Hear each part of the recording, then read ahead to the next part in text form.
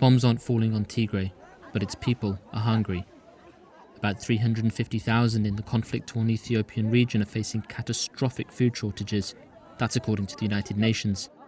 And outside the US State Department in Washington, Tigrayan activists gathered to protest against the Ethiopian government, which has sent a delegation to the US capital amid increasing international condemnation.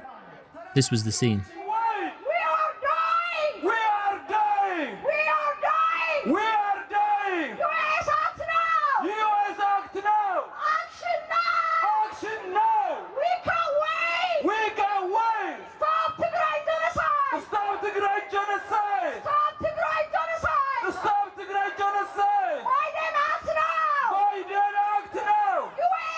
The demonstrators here, including Orthodox priests and many with family in Tigray, accuse Ethiopian Prime Minister Abiy Ahmed of using hunger as a weapon in his campaign against a political and military foe, the Tigray People's Liberation Front, which formerly led the central government. It's a humanitarian crisis at this point. It's not a political issue as far as I'm concerned, because when you start killing civilians, it's no longer politics. It is a human right. There's no reason to kill young kids. I've lost cousins that I'm aware of. Obviously, my uncles are farmers. They're at risk of starvation because of the effort to make sure the farmers are not farming. They've been looted, so we're all at risk.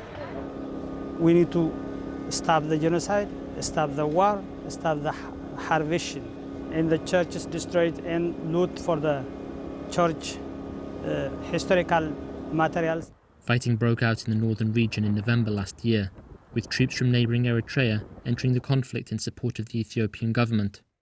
The violence has killed thousands of civilians and forced more than 2 million from their homes.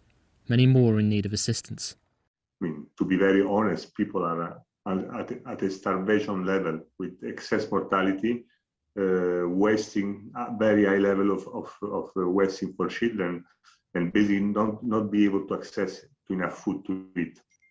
But the Ethiopian government has rejected claims it's weaponizing food and insisted aid is being delivered to those in need. Food being used as a weapon of war. We have affirmed even last week that this is not the heartbeat of this administration. It's a catchy phrase, it's a catchy word to be able to insinuate that there's challenges, but the administration would not be using. In fact, the figures that have been stated so far and the interventions that have been undertaken with regards to the federal government intervening with humanitarian assistance do not corroborate this. Yet pressure has continued to grow.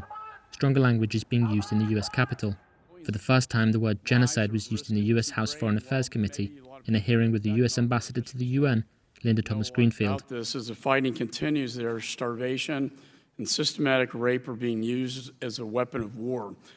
And comments from Administrator Power that Ethiopia is, quote, destroying the reproductive health of Tigrayans really calls into question whether conditions amount to a genocide under the 1948 Genocide Convention. Back in Addis Ababa, Ethiopia's capital, no sign of conflict, as the country's prime minister campaigns for long-delayed nationwide elections. But in the north, famine conditions remain, for numbers the UN says are the highest since the Somalia famine of 2011.